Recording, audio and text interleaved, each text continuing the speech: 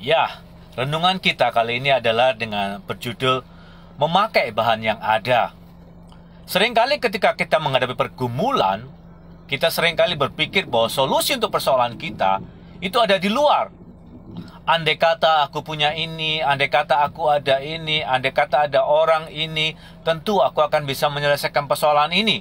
Tetapi kita belajar pada hari ini bahwa seringkali juga Tuhan menolong kita dengan bahan yang ada dalam diri kita. Ketika ada persoalan, 5.000 orang yang harus diberi makan, mereka tidak memiliki cukup uang dan juga cukup bahan untuk memberikan makan 5.000 orang. Tapi ketika didapati bahwa ada 5 roti dan 2 ekor ikan, itu diserahkan kepada Tuhan Yesus. Dan ketika Tuhan Yesus mengambilnya, menyerahkannya, mengucap syukur kepada Bapa, lalu roti dan ikan itu bisa mencukupi kebutuhan 5.000 orang, belum termasuk anak laki-laki dan anak-anak dan perempuan. Jadi saudara, ketika kita menghadapi persoalan, seringkali Tuhan justru memakai bahan yang ada.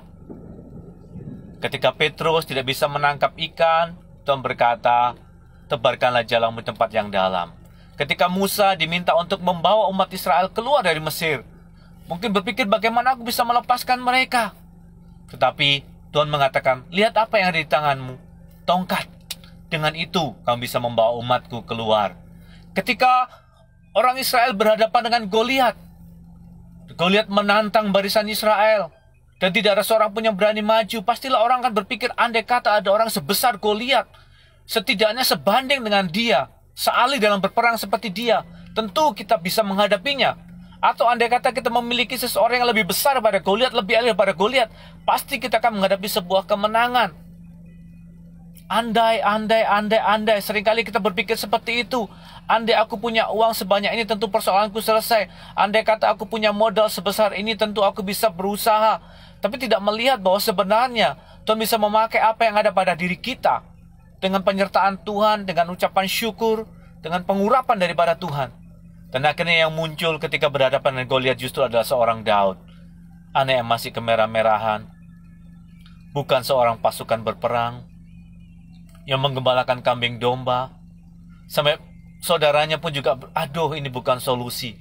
Bahkan ketika berhadapan dengan Saul si raja itu, aduh sebenarnya ini bukan solusi, kamu tidak ahli dalam berperang. Tapi ya apa daya, tidak ada yang berani menghadapinya. Akhirnya Daud dengan segala perlengkapan yang ada, dengan sesuatu yang ada, bersama Tuhan dan penyertaan Tuhan, dengan pengurapan Tuhan, dia menghadapinya dan menyelesaikan persoalan. Mungkin sudah berpikir, saya tidak bisa keluar dari krisis ekonomi ini, saya tidak punya apa-apa. Tetapi ketika Tuhan berbicara kepada kita, mungkin itu merupakan sebuah persoalan yang kita tidak pernah duga. Seorang janda yang tidak mempunyai makanan lagi untuk mungkin hari besok, hari lusa. Hari ini aku makan, setelah itu aku akan mati dengan anakku. Tetapi ketika dia percaya kepada firman Tuhan, kamu tidak akan mati, lakukan dahulu buat aku. Ketika dilakukannya buat hamba Tuhan tersebut, ternyata minyak tidak habis, bahkan bisa dijual untuk mencukupi kebutuhan mereka beberapa saat sampai masa krisis berlalu. Mari kita belajar, melihat dan mendengarkan Tuhan. Tuhan, apa yang bisa aku lakukan dengan apa yang ada? Tuhan, tunjukkan kepadaku apa yang harus kukerjakan dengan apa yang aku punya. Aku bukan seorang sarjana, mungkin aku bukan seorang memiliki modal yang kuat, aku bukan seorang yang punya pengalaman yang tinggi. Tetapi aku percaya bahwa di dalam diriku, kalau Tuhan berkenan, aku akan bisa menemukan jalan keluar.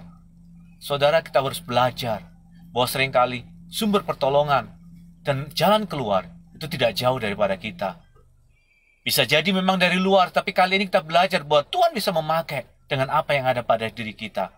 Kiranya renungan firman Tuhan boleh menguatkan kita dan meneguhkan kita bahwa Tuhan bisa memakai tangan saudara dengan keterbatasannya. Ketika Yonatan, dia mau menghadapi pasukan, dia berkata, tidak sukar bagi Tuhan untuk menolong, baik dengan orang banyak ataupun dengan sedikit. Biarlah itu menjadi renungan kita. Tuhan Yesus memberkati kita, kita terpercaya bahwa di dalam diri kita, jika Tuhan berkenan, pasti ada jalan keluar. Amin.